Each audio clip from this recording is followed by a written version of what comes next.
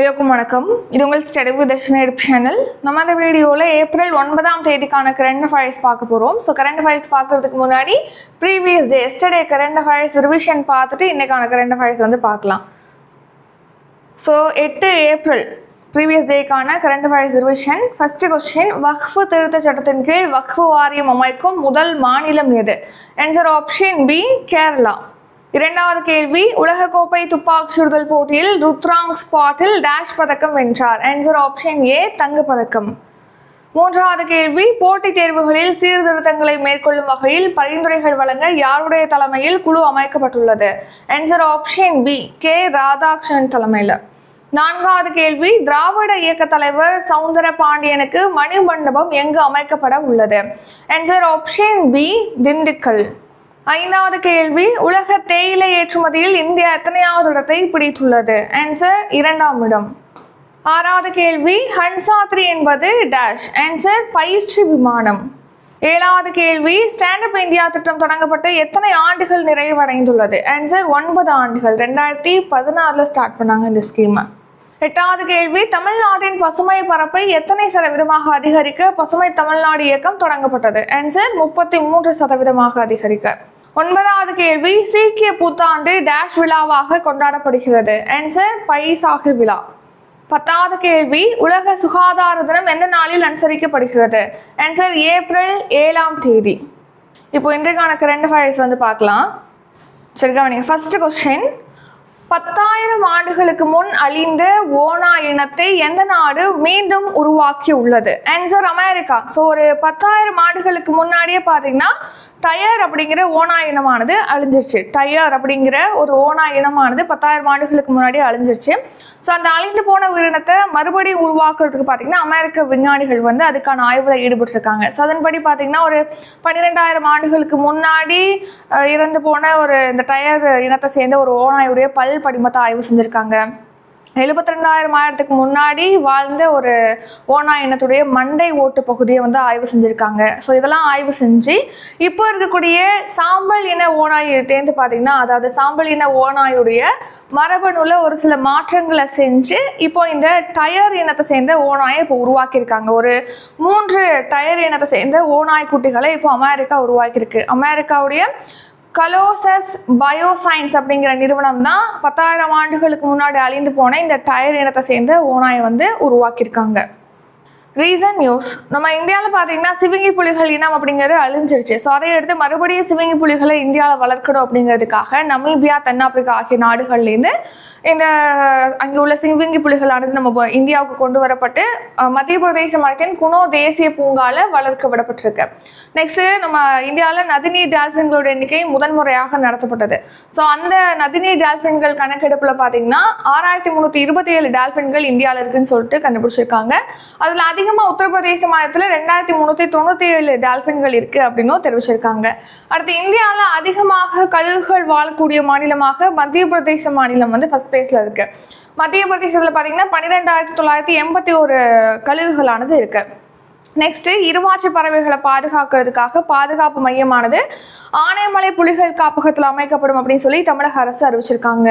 அடுத்து குள்ளநரி. ஸோ நம்ம சுற்றுச்சூழல் சமநிலையை பார்த்தீங்கன்னா பாதுகாக்கிறது, உறுதிப்படுத்துறதுல குள்ளநரி வந்து முக்கிய பங்காற்றுது.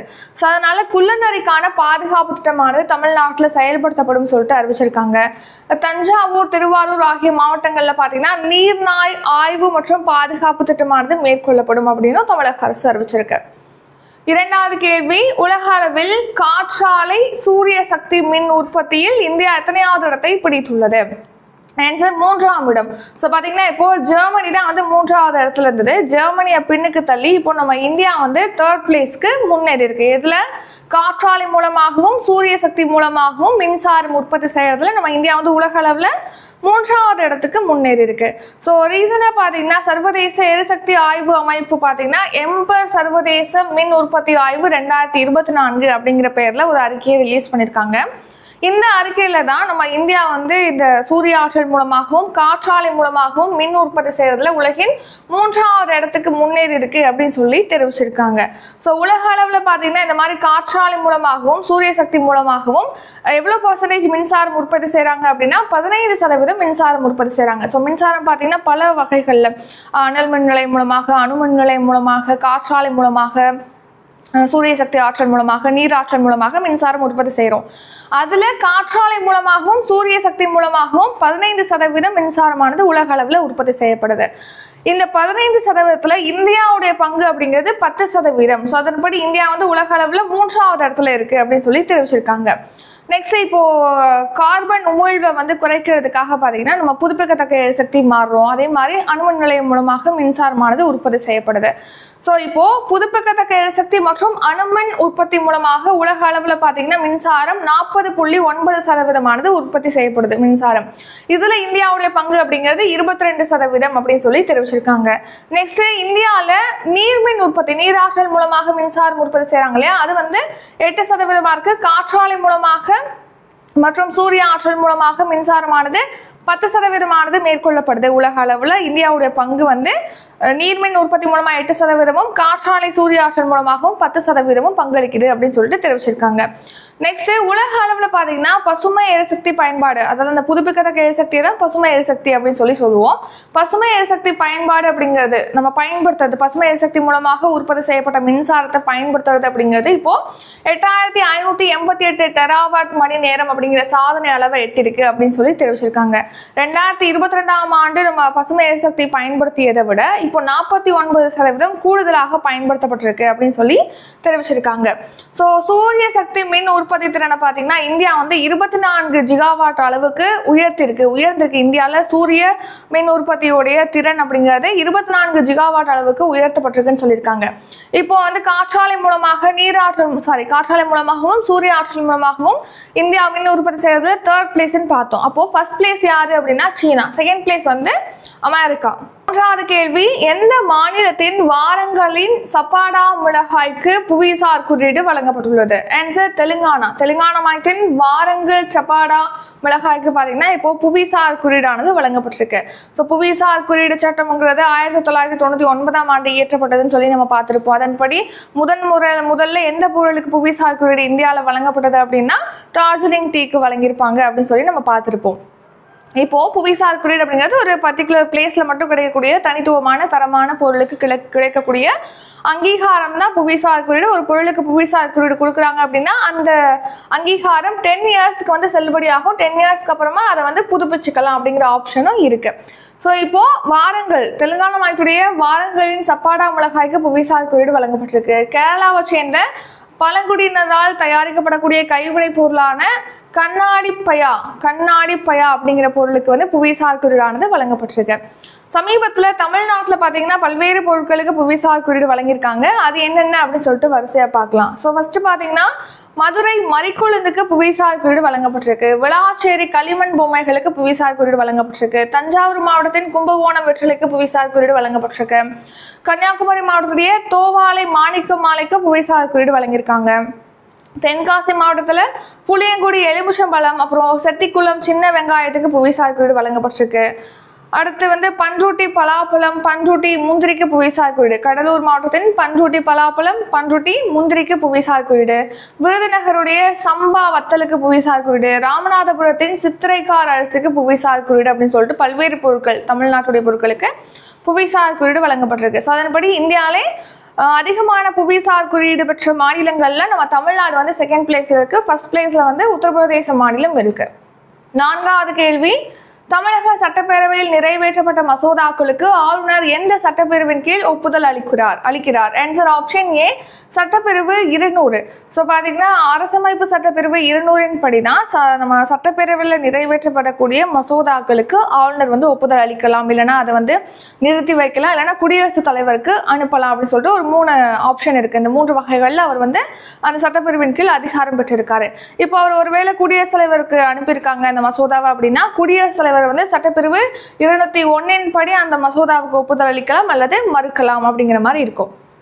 இப்போ எதுக்காக இந்த ஆர்டிகல் பத்தி பார்க்குறோம் அப்படின்னா நம்ம தமிழ்நாடு சட்டப்பேரவையில் பார்த்தீங்கன்னா 2வது முறையாக நிறைவேற்றப்பட்டு ஆளுநருடைய ஒப்புதலுக்காக அனுப்பி வைக்கப்பட்டிருந்த ஒரு 10 மசோதாவை அப்படியே கிடப்பில் போட்டிருக்காங்க ஆளுநர் அப்படின்னு சொல்லிட்டு தமிழ்நாடு அரசு வந்து உச்சநீதிமன்றத்தில் மனு தாக்கல் செஞ்சிருப்பாங்க. அதை விசாரிச்ச உச்சநீதிமன்றம் அவர்கள் வந்து உச்சநீதிமன்றம் வந்து என்ன தெரிவிச்சிருக்காங்கன்னா, இப்படி ஆளுநர் பண்ணக்கூடாது, சட்டப்பிரிவு 200 அப்படிங்கிறது வந்து இவருக்கு ஒப்புதல் அளிக்கலாம், நிறுத்தி வைக்கலாம், திரும்ப குடியரசுத் தலைவருக்கு அனுப்பலாம் அப்படின்னு சொல்லி தான் அதிகாரம் கொடுக்குது. 2வது முறையாக நிறைவேற்றப்பட்ட மசோதாவுக்கு அவர் குடியரசுத் தலைவர்கிட்ட அனுப்பக்கூடாது அப்படிங்கிற மாதிரி மென்ஷன் பண்ணி இந்த 10 மசோதாக்களுக்கும் ஒப்புதலும் உச்சநீதிமன்றம் வழங்கிட்டாங்க.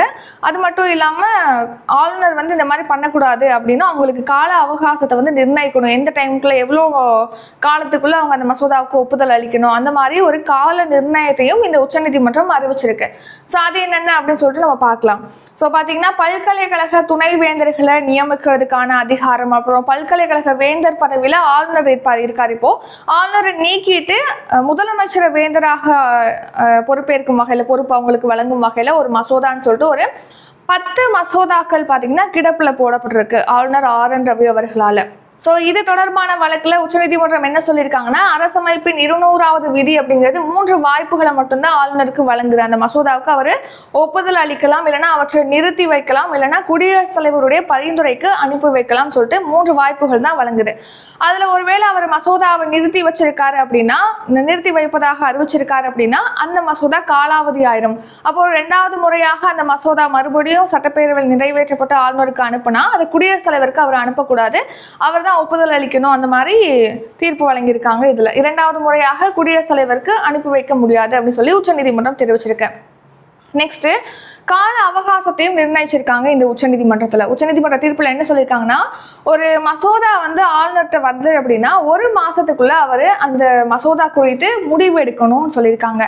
அப்படி அவர் முடிவு எடுக்கிறாரு 1 மாசத்துக்குள்ள, அந்த முடிவு வந்து மசோதாவை நிறுத்தி வைக்கிறதுக்காக முடிவு எடுக்கிறார் அப்படின்னா அதை 3 மாசத்துக்குள்ள அரசுக்கு தெரிவிக்கணும் அப்படின்னு சொல்லி தெரிவிச்சிருக்காங்க.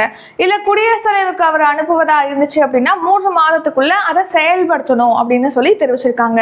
மறுபரிசீலனை செய்வதற்காக மசோதாவை அவர் திருப்பி அனுப்புனாங்க அப்படின்னா 1 மாதத்துக்குள்ள ஆளுநர் ஒப்புதல் வழங்கணும் அப்படின்னு சொல்லி கால நிர்ணயத்தை வந்து இந்த உச்சநீதிமன்றம் தெரிவிச்சிருக்காங்க.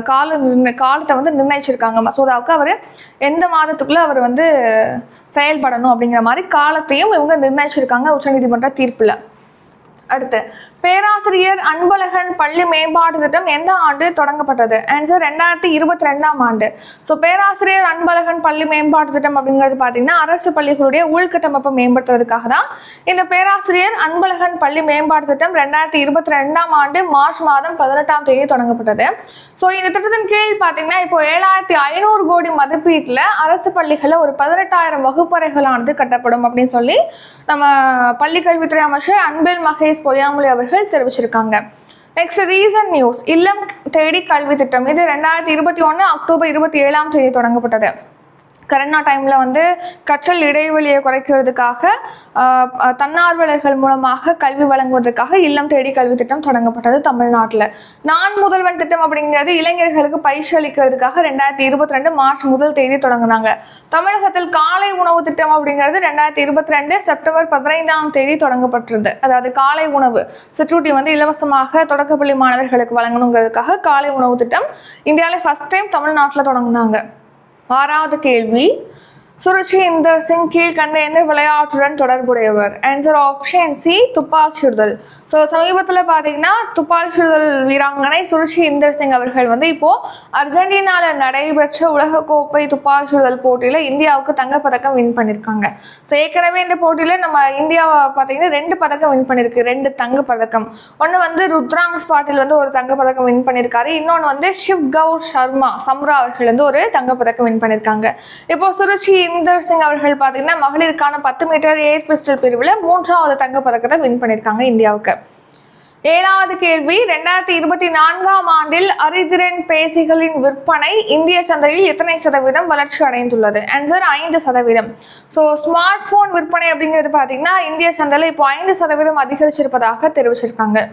ஸோ 2024 ஸ்மார்ட் ஃபோன் விற்பனை அப்படிங்கிறது 5% போன வருஷத்தோட ஒப்பிடும்போது அதிகரிச்சிருக்கு. அதாவது 2024 12.8 கோடி ஸ்மார்ட் போன் வந்து இந்தியாவில் விற்பனை செய்யப்பட்டிருக்கு. இதுல அதிகமா எந்த நகரங்கள்ல அதிதிறன் பேசிகள் விற்பனை செய்யப்பட்டிருக்கு அப்படின்னா தில்லி, மும்பை, சென்னை ஆகிய நகரங்கள்ல தான் அதிகமா விற்பனை செய்யப்பட்டிருக்கு. ஸோ முதல் 3 இடங்கள்ல இந்த நகரங்கள் இருக்கு.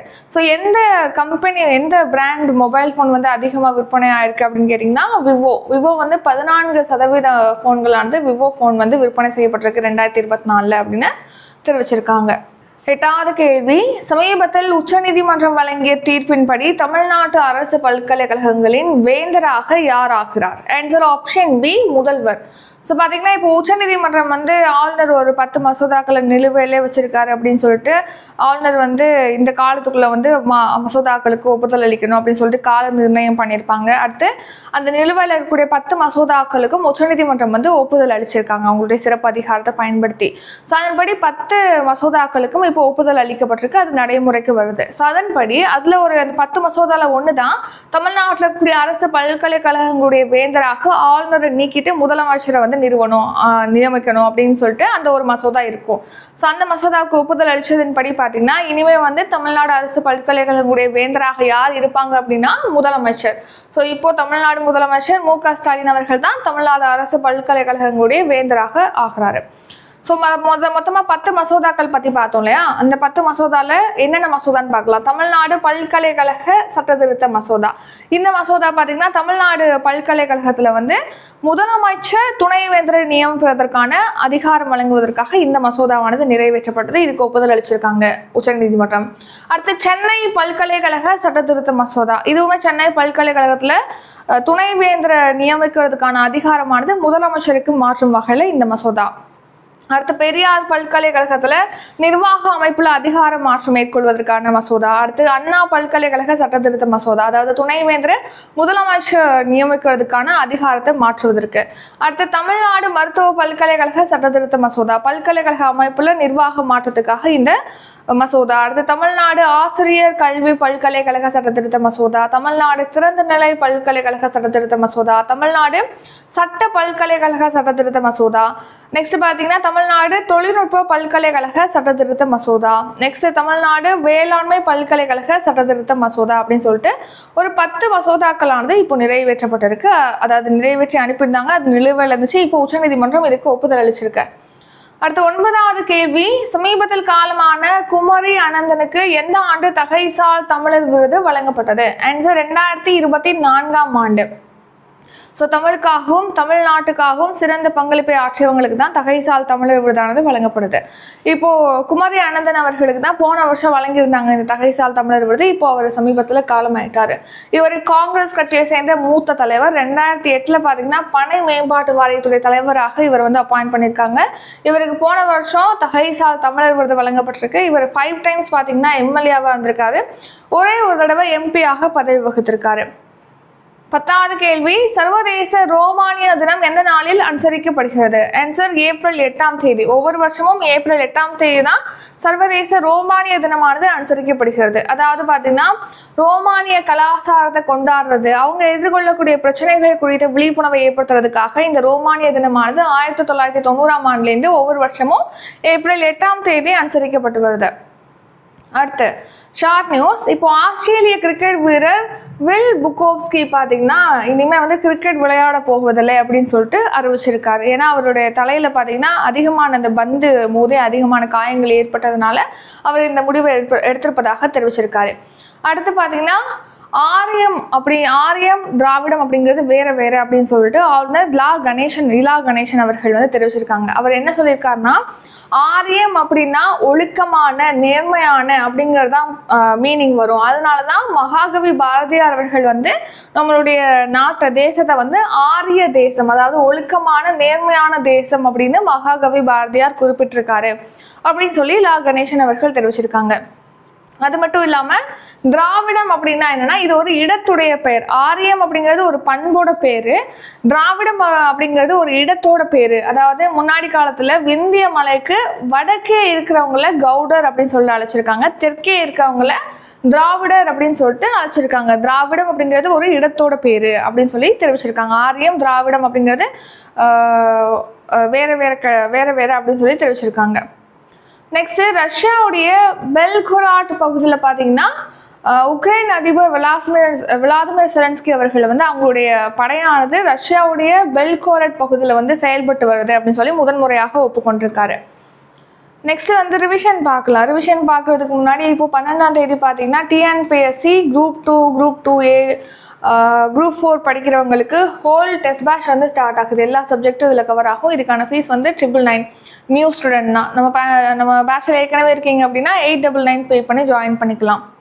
அதே மாதிரி 16ஆம் தேதி பார்த்தீங்கன்னா கரண்ட் அஃபேர்ஸ் லைவ் கிளாஸ் வந்து ஸ்டார்ட் ஆகுது. லாஸ்ட் இயர் ஜூன் டு இந்த வருஷம் மே வரைக்கும் 1 இயர்க்கான கரண்ட் அஃபேர்ஸ் பிடிஎஃப்பும் கொடுப்போம், கிளாஸ் கண்டக்ட் பண்ணுவோம், டெஸ்ட்டும் இருக்கும். So PDF, class plus test இதெல்லாமே இதில் இன்க்ளூட் ஆகும். இதுக்கான ஃபீஸ் வந்து 1200 ரூபி. ஸோ ஜாயின் பண்ண நினைக்கிறீங்கன்னா டிஸ்கிரிப்ஷனில் GPay, PhonePe, Paytm, YouPay number கொடுத்துருக்கோம். அந்த நம்பருக்கு பே பண்ணிட்டு டிஸ்கிரிப்ஷனில் கூடிய வாட்ஸ்அப் நம்பருக்கு ஸ்க்ரீன்ஷாட் எடுத்து அனுப்புனீங்கன்னா நீங்கள் ஜாயின் பண்ணிக்கலாம். அடுத்து அதே மாதிரி எஸ்ஐ பேட்ச் நோட்டிஃபிகேஷன் ரிலீஸ் பண்ணியிருக்காங்க. ஸோ ஒரு 3 மந்தில் எக்ஸாம் இருக்கும். ஸோ அதுக்கான டெஸ்ட் பேட்சும் ஸ்டார்ட் ஆகுது 19ஆம் தேதி. அதே மாதிரி 20ஆம் தேதி பார்த்தீங்கன்னா உங்களுக்கு தமிழ் டெஸ்ட் பேட்ச் வந்து ஸ்டார்ட் பண்ணுறோம். 25ஆம் தேதி ஓல்டு புக்கு, நியூ புக் ரெண்டுமே வந்து ஸ்டார்ட் ஆகுது. அப்கமிங் டெஸ்ட் பேட்ச் பற்றி டீட்டெயிலாக டிஸ்கிரிப்ஷனில் இருக்குது, செக் பண்ணி பார்த்துக்கோங்க. இப்போ ரிவிஷன் பார்க்கலாம். ஃபர்ஸ்ட் கொஸ்டின், 10,000 ஆண்டுகளுக்கு முன் அழிந்த ஓனா இனத்தை எந்த நாடு மீண்டும் உருவாக்கி உள்ளது? Answer option C, America. இரண்டாவது கேள்வி, உலக அளவில் காற்றாலை சூரிய சக்தி மின் உற்பத்தியில் இந்தியா எத்தனையாவது இடத்தை பிடித்துள்ளது? ஆன்சர் ஆப்ஷன் சி, 3ஆம் இடம். மூன்றாவது கேள்வி, எந்த மாநிலத்தின் வாரங்களின் சப்பாடா மிளகாய்க்கு புவிசார் குறியீடு வழங்கப்பட்டுள்ளது? ஆன்சர் தெலுங்கானா. நான்காவது கேள்வி, தமிழக சட்டப்பேரவையில் நிறைவேற்றப்பட்ட மசோதாக்களுக்கு ஆளுநர் எந்த சட்டப்பிரிவின் கீழ் ஒப்புதல் அளிக்கிறார்? ஆன்சர் சட்டப்பிரிவு 200. ஐந்தாவது கேள்வி, பேராசிரியர் அன்பழகன் பள்ளி மேம்பாட்டு திட்டம் எந்த ஆண்டு தொடங்கப்பட்டது? ஆன்சர் 2022ஆம் ஆண்டு. ஆறாவது கேள்வி, சுருச்சி இந்தர் சிங் கீழ்கண்ட எந்த விளையாட்டுடன் தொடர்புடையவர்? ஆன்சர் துப்பாக்கி சுடுதல். ஏழாவது கேள்வி, 2024ஆம் ஆண்டில் அறிதிறன் பேசிகளின் விற்பனை இந்திய சந்தையில் எத்தனை சதவீதம் வளர்ச்சி அடைந்துள்ளது? ஆன்சர் 5%. எட்டாவது கேள்வி, சமீபத்தில் உச்சநீதிமன்றம் வழங்கிய தீர்ப்பின்படி தமிழ்நாடு அரசு பல்கலைக்கழகத்தின் வேந்தராக யார் ஆகிறார்? ஆன்சர் முதலமைச்சர். ஒன்பதாவது கேள்வி, சமீபத்தில் காலமான குமரி அனந்தனுக்கு எந்த ஆண்டு தகைசால் தமிழர் விருது வழங்கப்பட்டது? ஆன்சர் 2024. 10வது கேள்வி, சர்வதேச ரோமானிய தினம் எந்த நாளில் அனுசரிக்கப்படுகிறது? ஆன்சர் ஏப்ரல் 8ஆம் தேதி. இத்துடன் இன்றைக்கான கரண்ட் அஃபேர்ஸ் வீடியோ நிறைவடைகிறது. இந்த வீடியோ உங்களுக்கு பிடிச்சிருந்தா லைக் பண்ணுங்க, ஷேர் பண்ணுங்க. நம்ம சேனலை நீங்க இன்னும் சப்ஸ்கிரைப் பண்ணலன்னா மறக்காம சப்ஸ்கிரைப் பண்ணிக்கோங்க. நன்றி, வணக்கம்.